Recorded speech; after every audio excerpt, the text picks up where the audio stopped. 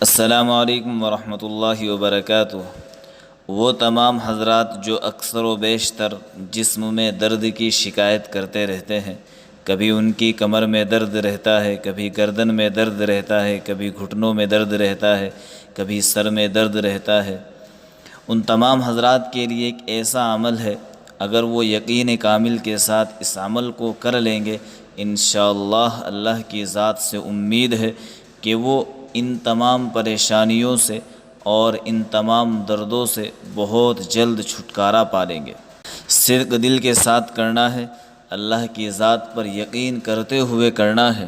جسم کے کسی بھی حصے میں کیسا بھی درد ہو، وہ کتنی ہی زیادہ تکلیف دینے والا کیوں نہ ہو، حضرت رسول کریم صلی اللہ علیہ وسلم نے ہمیں ایک عمل سکھایا ہے کہ جو انسان اس عمل کو کر لے گا یقین کامل کے ساتھ، تو اللہ کی ذات سے امید ہے کہ اللہ پاک اسے بہت جلد اس کے اس درد سے نجات عطا فرمائیں گے۔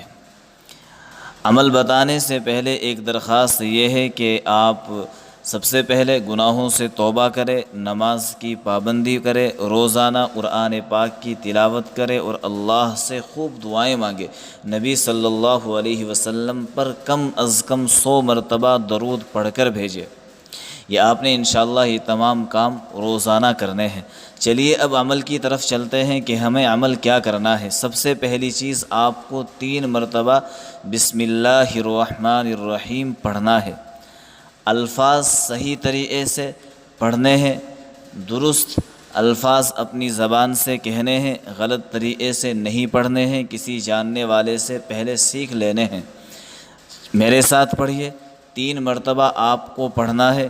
بسم اللہ الرحمن الرحیم، بسم اللہ الرحمن الرحیم، بسم اللہ الرحمن الرحیم۔ پھر 7 مرتبہ یہ دعا پڑھنی ہے۔ اعوذ باللہ وقدرتہ من شر ما اجد واحاذر، اعوذ باللہ وقدرتہ من شر ما اجد واحاذر۔ اچھے سے پڑھنا ہے، الفاظ کی صحیح ادائیگی کرنی ہے، اور دن میں آپ اس عمل کو کسی بھی وقت کر سکتے ہیں۔ جب بھی آپ کو وقت ملے، جب بھی آپ کے پاس فارغ وقت ہو، اس وقت آپ اس عمل کو کر لیجئے۔ انشاءاللہ اللہ کی ذات سے امید ہے کہ آپ ہر طرح کے درد سے آزاد ہو جائیں گے۔ کرنا کیا ہے کہ جب آپ اس عمل کو شروع کریں تو جہاں بھی آپ کو تکلیف ہو رہی ہے، درد ہو رہا ہے، اس درد کی جگہ پر آپ کو اپنا دایاں ہاتھ رکھنا ہے۔ دایاں ہاتھ رکھنے کے بعد 3 مرتبہ پوری بسم اللہ پڑھنی ہے، یعنی بسم اللہ الرحمن الرحیم۔ پھر اسی جگہ اپنے دائیں ہاتھ کو رکھ کر 7 مرتبہ یہ دعا پڑھنی ہے۔ اعوذ باللہ وقدرتہ من شر ما اجد واحاذر۔